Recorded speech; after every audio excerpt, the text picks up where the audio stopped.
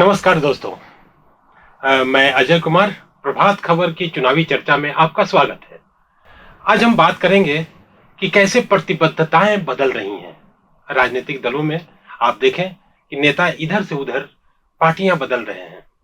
इस पर आज हम चर्चा करेंगे कि कन्हैया कुमार युवा नेता हैं, उनका क्या होगा। पिछले चुनाव में उन्होंने सीपीआई की ओर से अपनी उम्मीदवारी दी थी, जहां उनका मुकाबला गिरिराज सिंह से था, लेकिन सीपीआई ने बेगूसराय में अवधेश राय को अपना उम्मीदवार घोषित किया है। ऐसे में कन्हैया कुमार क्या चुनाव नहीं लड़ेंगे? मीरा कुमार ने, कांग्रेस की जो काफी बड़ी नेता है, मीरा कुमार ने कहा है कि वह इस बार चुनाव नहीं लड़ेंगे। चुनाव को लेकर चल रही गतिविधियों पर हम और भी बातें करेंगे। हमारे सहयोगी मिथिलेश कुमार जी हैं, राजनीतिक संपादक। हम उनसे इन मसलों पर समझने की कोशिश करते हैं कि आखिर राजनीतिक दलों के भीतर क्या कुछ चल रहा है। मिथिलेश जी, प्रतिबद्धताएं लगातार बदल रही हैं जी। आज रमेश सिंह कुशवाहा, उपेंद्र कुशवाहा की पार्टी के प्रदेश अध्यक्ष थे, उन्होंने इस्तीफा दे दिया और जदयू में शामिल हो गए। आपकी टिप्पणी? जैसे जैसे चुनाव आएगा वैसे इस तरह की प्रतिबद्धताएं हम लोग देखेंगे कि वो टूटती जाएगी और कई ऐसे नेता आएंगे जो अभी फिलहाल किसी दूसरे दल में है और रातों रात वो दूसरे किसी और दल में शामिल हो गए और अगले दिन उनको चुनाव की टिकट भी मिलने की पूरी संभावना है। रमेश सिंह कुशवाहा 2015 में जदयू के टिकट से विधायक हुए, सिवान के जीरादेई विधानसभा सीट से। 20 के चुनाव में वो चुनाव हार गए। अब उन्होंने रालोजपा, जो उस जमाने में उपेंद्र कुशवाहा की पार्टी थी, जो अब राष्ट्रीय लोक मोर्चा के नाम से जानी जा रही है, उसके प्रदेश अध्यक्ष थे। आज दोपहर 2 बजे तक वो प्रदेश अध्यक्ष थे। अब वो उन्होंने जदयू की सदस्यता ग्रहण कर ली। उनके साथ उनकी पत्नी विजया लक्ष्मी कुशवाहा, उन्होंने भी ज्वाइन किया पार्टी को। हमारे पास जो सूचना है कि विजया लक्ष्मी कुशवाहा को सिवान लोकसभा सीट से एनडीए के का उम्मीदवार उनको बनाया जाएगा। जदयू की टिकट से जदयू उनको अपना उम्मीदवार घोषित कर सकता है। तो ये एक संभावना है। सिवान की सीट ऐसी है जहां काफी चर्चित सीट रही है। वहां हिना साहब का पिछले दिनों बयान आया था जी कि वो या उनके पुत्र वहां से लड़ना चाहते हैं। उसी सीट पर भाकपा माले की भी दावेदारी है। तो ये चीजें क्या चल रही हैं? सिवान एक तरह से आप देखें कि एक बार फिर इस बार 2024 के चुनाव में हॉट सीट वो बन गया है दोनों गठबंधनों में। जैसे अभी देखा हम लोगों ने कि उपेंद्र कुशवाहा की पार्टी एनडीए की एक पार्ट है, घटक दल है। एक सीट भी उनको मिला है, काराकाट। अब उनके एक प्रदेश अध्यक्ष अब इधर आ गए। उपेंद्र कुशवाहा की नाराजगी इससे झलक सकती है। दूसरा, आप महागठबंधन में देखें, सिवान की सीट पे माले का एक पुराना उनका एक जनाधार रहा है। उनके कई विधायक हैं वहां से, चुनाव भी वो लड़ती रही है पार्टी उनकी। तो इस बार भी वो राजद में, महागठबंधन में उनका दबाव है कि ये सिवान की सीट पे कोई कॉम्प्रोमाइज, कोई समझौता हम नहीं करेंगे। वहां से अमरनाथ यादव को उतारने की तैयारी भी है। दूसरी ओर अब राजद जो है वो पूर्व स्पीकर हैं अवध बिहारी चौधरी, उनको वो चुनाव में मैदान में लाना चाहती है पार्टी उनको। मेरे पास जो सूचना है कि उनको सिंबल उनको मिल भी गया है या मिलने वाला है। तो सिवान को लेकर दोनों गठबंधनों में एक कसमकस है। सिवान, आपको बताएं, दर्शकों को ये पता होगा कि मोहम्मद शहाबुद्दीन के नाम से सिवान चर्चित रहा है। उनकी पत्नी हेना साहब है। हेना साहब पिछले 2 चुनाव में राजद ने उनको उम्मीदवार बनाया था, लेकिन दोनों चुनाव में वो पराजित हो गई, जीत नहीं पाई। इस बार उन्होंने कहा है कि या तो मैं या मेरा पुत्र ओसामा, ये दोनों में से कोई एक उम्मीदवार, वो भी निर्दलीय, वो खड़ी होंगी। अगर वो खड़ी होती है तो सिवान का जो तस्वीर है, चुनावी तस्वीर, वो बिल्कुल अलग दिखेगा और हार जीत का फैसला बहुत ही कम मार्जिन से।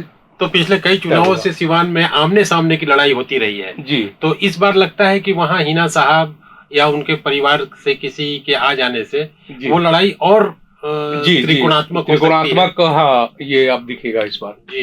कन्हैया कुमार को लेकर बेगूसराय की सीट पर कल भाकपा महासचिव डी राजा ने घोषणा कर दी वहां से अपने उम्मीदवार की।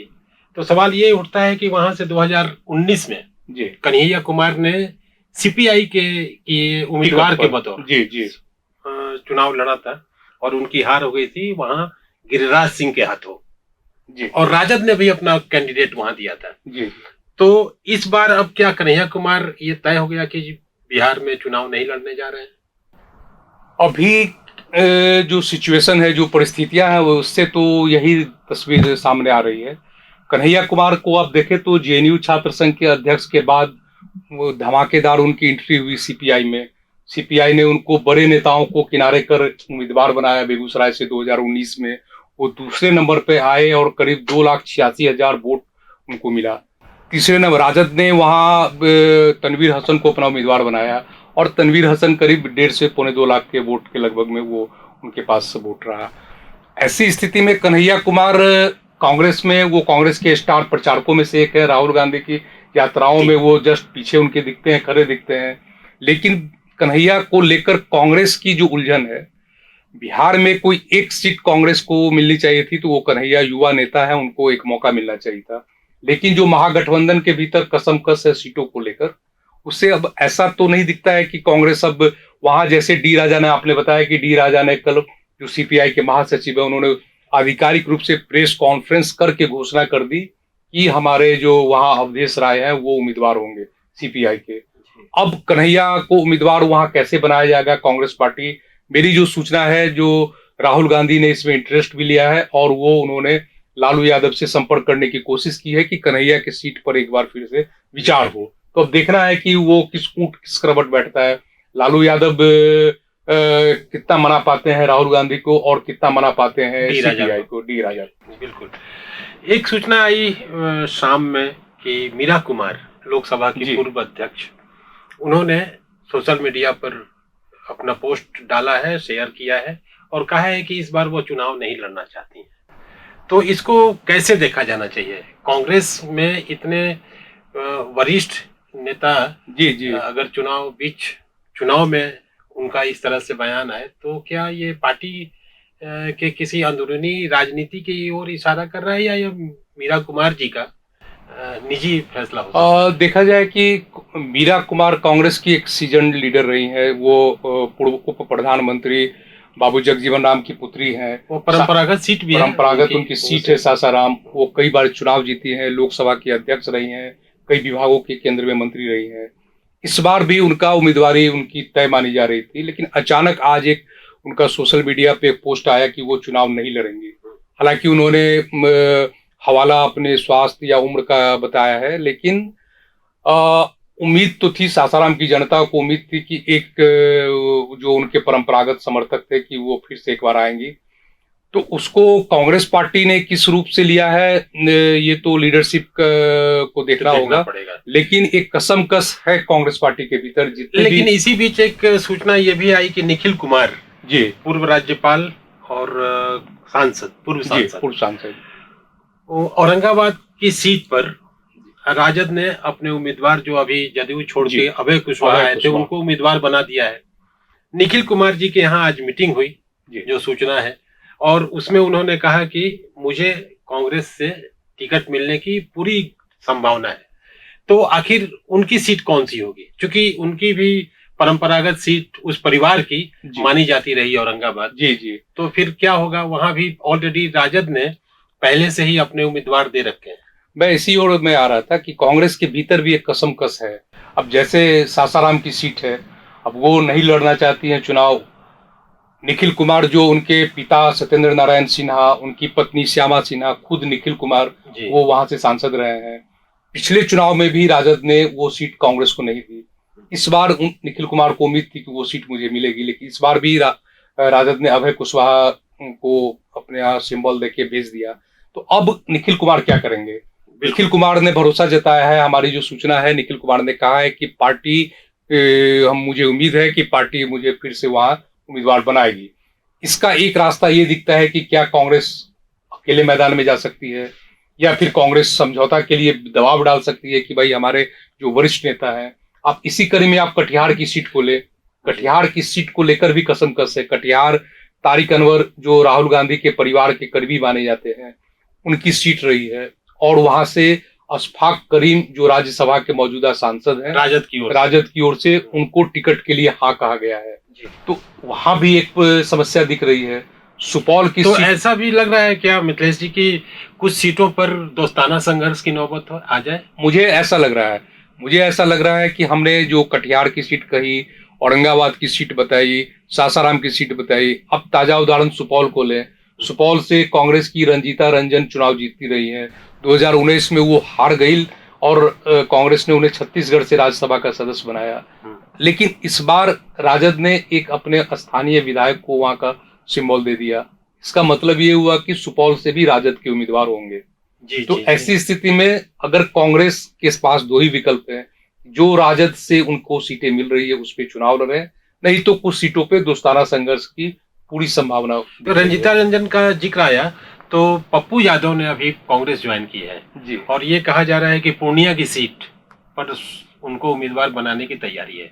तो इस लिहाज से क्या माने राजद और कांग्रेस के बीच क्या ऐसी सहमति बनी है कि सुपौल की सीट हमारे पास रहेगी, मतलब राजद के पास? ऐसा है क्या? ये है, संभावित है, ये चुनावी दौड़ में ये इसकी संभावना बन रही है। पप्पू यादव ने अपनी पार्टी का विलय कर लिया है और उनकी पसंद की सीट पूर्णिया रही है। पूर्णिया से वो सांसद भी रहे हैं, तो इस बार वो उन्होंने संकेत भी दिया है कि पूर्णिया से वो चुनाव लड़ेंगे। तो ऐसी स्थिति में दोनों, या तो पूर्णिया या सुपौल, तो दोनों में से राजद ने ये फैसला किया, या एक सहमति बनी अंदरूनी कि सुपौल राजद लड़े और पूर्णिया कांग्रेस को दी जाए। और हो सकता है कि पप्पू यादव वहां से कांग्रेस के उम्मीदवार भी हों। एक और घटनाक्रम पर हम आना चाहेंगे और उस संदर्भ में बातचीत करना चाहेंगे। लालू प्रसाद जी की एक और पुत्री रोहिणी आचार्य, इनके इनकी उम्मीदवारी की भी घोषणा की गई है सारण लोकसभा सीट से। जी, तो राजनीतिक हलके में इस फैसले को या महागठबंधन के भीतर इस फैसले को किस रूप में देखा जा रहा है? क्योंकि लालू जी के यहाँ से पहले से मीसा भारती भी, उनको भी उम्मीदवार बनाया गया है पाटलिपुत्रा लोकसभा सीट से। तो महागठबंधन के दलों में इसको लेकर क्या सब चल रहा है विमर्श? राजद, ऐसा है, सारण की सीट राजद की अपनी सीट रही है। वहां से हर एक चुनाव में लालू यादव जब 1977 में पहली बार सांसद बने तो सारण लोकसभा की सीट से ही वो सांसद हुए।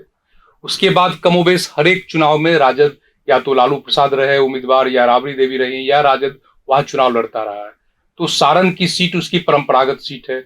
उसके सहयोगी दलों में किसी ने भी सारण सीट पे दावा नहीं किया है। सामाजिक समीकरणों के लिहाज से वो राजद के करीब, राजद वहां मजबूती से अपनी उपस्थिति जता सकता है।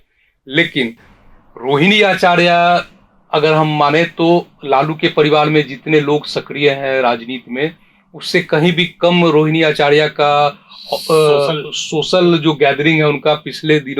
पिछले साल जब लालू प्रसाद ने किडनी अपना चेंज बदलवाया तो उनकी पुत्री रोहिणी आचार्य ही थी, इनका नाम सामने आया। तो उस लिहाज से रोहिणी पूरी पॉपुलर हैं और लोग उनको जानते हैं। तो सारण में उन्होंने इसी आधार पे कि वो उनका परंपरागत, लेकिन पिछले कई चुनावों से मिथिलेश जी वहां बीजेपी की ओर से राजीव रूडी जी, राजीव प्रताप रूडी का ये रहा है, मतलब वो जीतते रहे पिछले कई चुनावों से, मुझे लगता है। जी बिल्कुल। तो वहां किस तरह का मुकाबला दे पाएंगी ये रोहिणी आचार्य? नहीं, वो सारण का जो सीट है, वहाँ का जो टोपोग्राफी है, ज्योग्राफी है वहाँ का, या राजनीतिक समीकरण है, वो दो धारा में बटा हुआ है। वहाँ एक तरफ जो दो बड़ी बिरादरी है, वहाँ अगर सामाजिक समीकरण की बात करें तो राजपूत और यादवों का वोट वहाँ पे बराबर बराबर में है। बाकी जो दूसरे वोट है वो प्लस करते हैं दोनों गठबंधनों को। तो राजीव प्रताप रूडी उस पहले वाले समीकरण को से बिलोंग करते हैं और वो उस समीकरण की पूरी वोट को अपने पास पाते हैं। राजद के पास जो है, अगर लालू, पिछले दफा हम लोगों ने देखा कि चंद्रिका राय को राजद ने उम्मीदवार बनाया, लेकिन उसमें सीट जीत की जो मतों का जो अंतर था वो गैप बढ़ गया। तो लालू प्रसाद या राजद ने राबड़ी ये रोहिणी आचार्य को जो उम्मीदवार बनाया है, तो उनको लगता है कि उनके परिवार के कैंडिडेट आने से वोट का प्रतिशत और वोटों का जो बिखराव जो है वो नहीं होगा और गोलबंद होंगे लोग। वोटों, उनका जो सामाजिक आधार है जी वो गोलबंद होंगे जी। आज की चुनावी चर्चा को हम यहीं विराम देते हैं और जैसा कि हम लोगों ने बातचीत की कि अभी प्रतिबद्धताओं के बदलने का दौर चल रहा है और कब कौन इधर उधर जाकर टिकट हासिल कर ले, कौन उम्मीदवार हो जाए, ये देखना बाकी है। अभी तो इसकी शुरुआत है। हम फिर मिलेंगे प्रभात खबर की इस चुनावी चर्चा में। बहुत बहुत धन्यवाद। नमस्कार। नमस्कार। प्रभातखबर.com, विश्वास वही, रफ्तार नहीं।